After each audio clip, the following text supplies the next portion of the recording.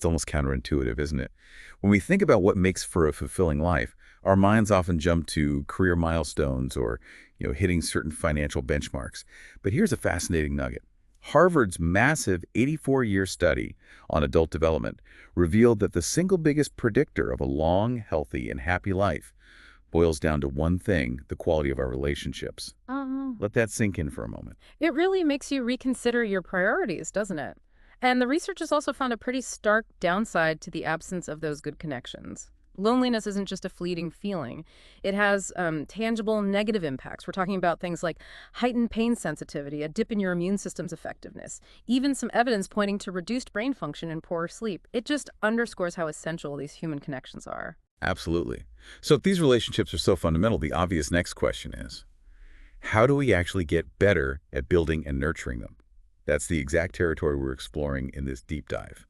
We've got some really interesting material today. A breakdown from the Fermi Manga University YouTube channel that distills key ideas from Akira Tachibana's book, How to Become Rich, Learning with Parents' E-Year Strategy Guide for the Real Game of Life.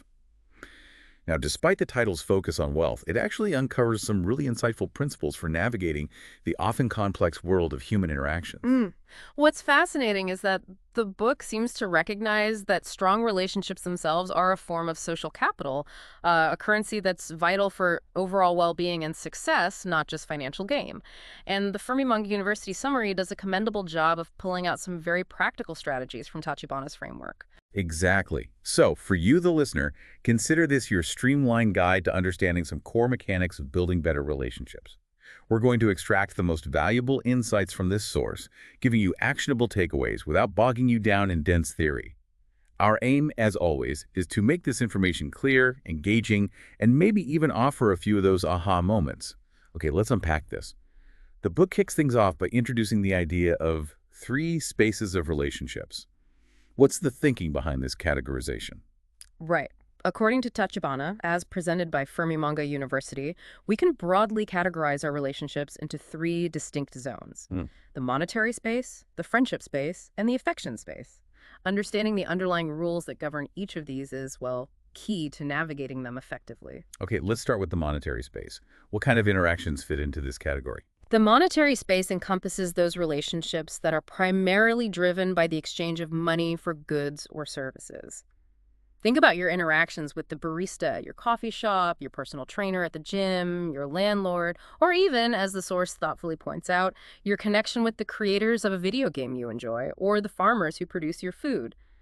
The fundamental link here is a financial transaction. Right, it's a pretty direct quid pro quo. You pay for a service, you receive it, and the connection doesn't tend to go much deeper than that. Precisely. As the summary highlights, the bond in the monetary space is relatively fragile because it's almost entirely dependent on the financial exchange. If the payment stops, the relationship typically dissolves or, ceases to be functional. You're not likely to invite your landlord over for dinner, for instance, outside of that transactional arrangement. Makes perfect sense. Now let's move on to the friendship space. These relationships feel like they have a bit more depth. They certainly do. The friendship space is defined by relationships built on exchanges that aren't primarily monetary. This includes acts of kindness, shared enjoyable experiences, keeping your word, giving gifts, and tokens of appreciation. Think about splitting the bill with friends after a meal, the unspoken agreement of reciprocal gift-giving during birthdays, or attending important life events like each other's weddings. So it's more about a give and take that goes beyond just financial transactions. There's an element of mutual effort, reliability, and shared positive experiences. Exactly. And while these connections are stronger than those in the purely monetary realm, they're not unbreakable. Repeated failures in reciprocity, consistently not returning favors, breaking promises, or being undependable will erode these friendships over time. That balance of give and take, even in non-monetary forms, is crucial here. Okay, and then we have the affection space.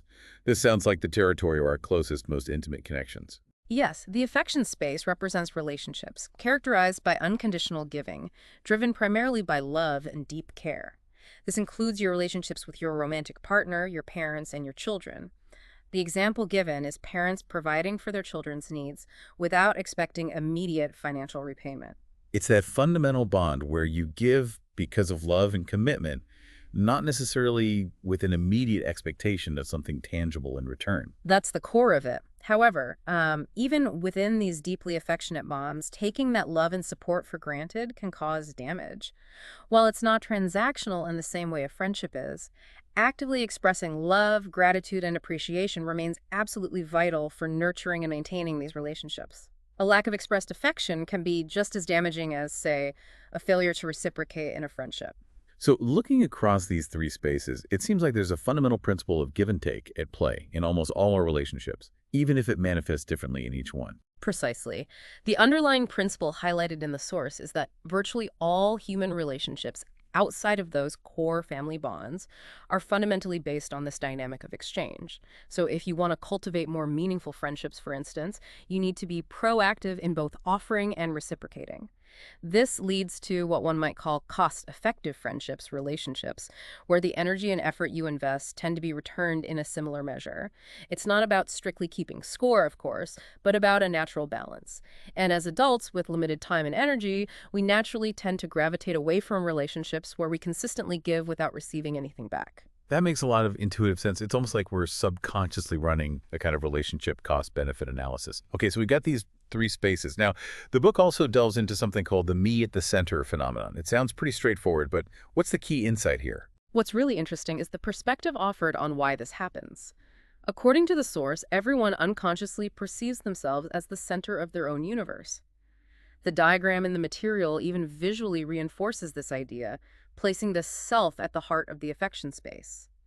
The crucial takeaway is that this isn't a flaw or a conscious choice. It's a fundamental aspect of how our minds will prioritize our own experience. Right, we all naturally feel like we're the main character in our own personal narrative. It's a pretty universal human experience, I think. And this inherent self at the center viewpoint, while understandable, leads to a very common tendency: the assumption that I am always right and the other person is always wrong. The source emphasizes that this inclination holds true across the board, regardless of factors like gender, age, life experiences, or any other demographic. Everyone, from the youngest child to the oldest adult, the healthy individual to someone facing significant challenges, tends to operate from this central frame of reference. It's like our own built-in bias filter. So even when someone offers constructive criticism, our initial reaction is rarely to immediately admit fault, deeply examine the feedback, or offer a genuine apology, right? That's precisely the challenge. However, the summary points out that individuals who are highly effective communicators set themselves apart by consciously using their imagination to try and understand the perspectives, needs, and experiences of others, despite this inherent self-centeredness. Ah, okay. So the crucial first step isn't necessarily to try and eliminate this me at the center feeling, because the source suggests that's unlikely, but to become aware of it in ourselves and then actively make an effort to see things from other people's vantage point. Exactly. The key insight here is accepting that at a fundamental level, we can never fully grasp another person's internal world. It's from this recognition that the deliberate and ongoing effort to achieve mutual understanding begins. As the source reminds us, everyone tends to believe they are right and others are mistaken. That's a really important foundation for navigating any kind of relationship. Okay, moving on. The book also introduces something called the 100x rule. That sounds quite dramatic. What's the core idea behind this principle? Well, the 100x rule builds directly on this me at the center idea. Because we all operate from this self-referential viewpoint, we tend to experience things that happen directly to us with an intensity that is roughly 100 times greater than how we perceive similar things happening to others. Conversely, events that affect others feel about 100 times less impactful to us personally. Wow, that's a massive difference in perception. Can you give us a concrete example to really illustrate this? Sure. The source uses the example of someone casually posting negative or critical comments on social media. The person making the remark often significantly underestimates the emotional impact it can have on the recipient. However, the person on the receiving end of that negativity experiences those words with 100-fold greater intensity. What might seem like a fleeting throwaway comment to the sender can be deeply hurtful and even traumatic for the receiver. That really hits home in the context of online interactions, doesn't it? It's like the anonymity almost amplifies this disconnect. You mentioned a personal experience related to this. Yes, I recall being surprisingly and quite deeply hurt by what seemed like a relatively minor comment about my height at a reunion many years ago. Even now, looking back, there's still a faint sting.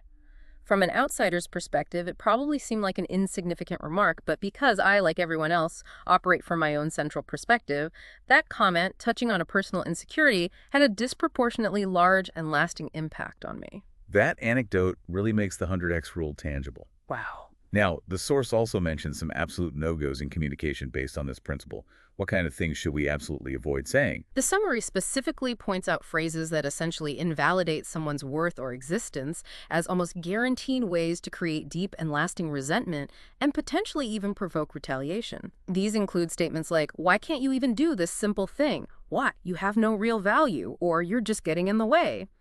These kinds of remarks strike directly at a person's core sense of self, which, as we've discussed, is the center of their world, and are therefore felt with that amplified intensity. Oof, those are incredibly powerful and clearly damaging words. So what are some practical strategies for the listener to keep the 100x rule in mind in their own interactions? There are two key takeaways here, I think. Firstly, make a conscious effort to remember that even seemingly small or offhand remarks from your perspective can deeply wound others and potentially be remembered for a very long time. You can never fully know what sensitivities someone else might carry.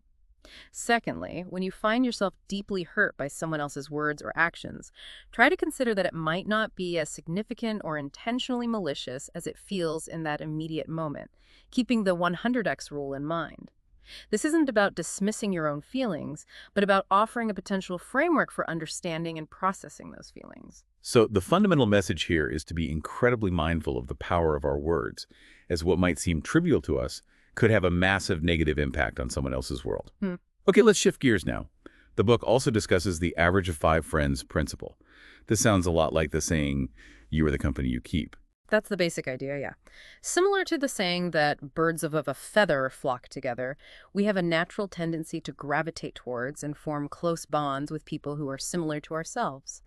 As a result of this, our own characteristics, whether it's our intellectual curiosity, our financial habits, even our behavioral patterns, tend to converge towards the average of those of our 5 closest friends. Can you give us some concrete examples of how this kind of averaging effect might manifest in our lives? Certainly. If your inner circle of friends are all highly engaged in learning and intellectual pursuits, you're more likely to find yourself influenced in that direction. Similarly, if your 5 closest friends are financially responsible and actively working towards building wealth, you are statistically more likely to improve your own financial situation. Conversely, the summary also points out that negative influences can take hold. If your close friends engage in risky behaviors, your own likelihood of participating in those behaviors can increase. It's almost like a form of social influence by osmosis. I can definitely see how this plays out in various social circles. Even going back to school, different groups tend to share similar interests and behaviors. Exactly. However, the book also touches on the somewhat awkward reality that intentionally trying to upgrade your social circle, specifically seeking out friendships with popular or wealthy individuals solely to improve your own status, can be challenging and often doesn't yield the desired results. Genuine connections usually form on more authentic grounds. Right. So it's not as simple as just deciding you want more successful friends and then suddenly being welcomed into their inner circle. Precisely. However, the book suggests a more subtle strategy. When you are forming new friendships, consciously consider individuals who possess qualities you admire or who are slightly ahead of you in areas you want to develop. Perhaps someone a bit more knowledgeable in a field you're learning, someone who seems to navigate social situations with more ease, or someone who embodies healthy habits you want to adopt. The idea is that their positive influence can subtly help you elevate your own game. That's an interesting nuance. It's not necessarily aiming for the absolute top, but looking for those who are just a step or two ahead of where you currently are. Kind of makes it more achievable, too. And the summary also emphasizes the importance of cultivating a broad social network in general.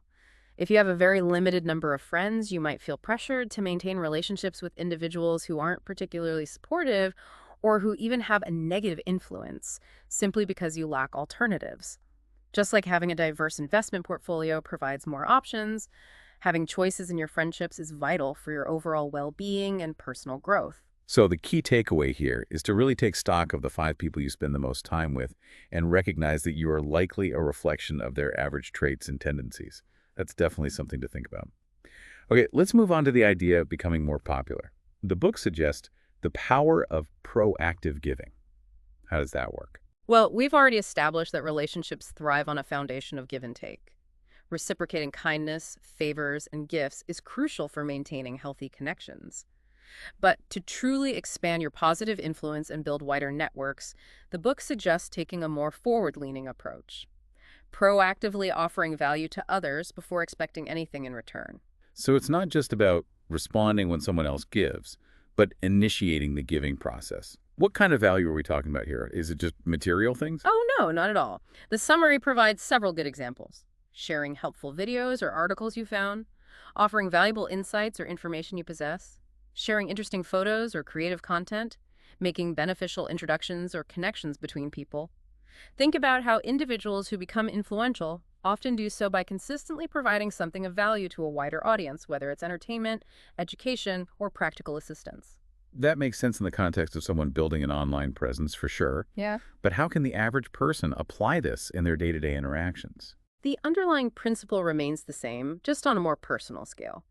Even simple gestures count, like proactively sharing a book recommendation you genuinely enjoyed with a friend you think would appreciate it, offering workout tips to a colleague who's starting a fitness journey, or connecting someone who's looking for a specific service with a reliable professional. These all count as proactive giving. Right. So it's about consistently contributing something positive to your social circles.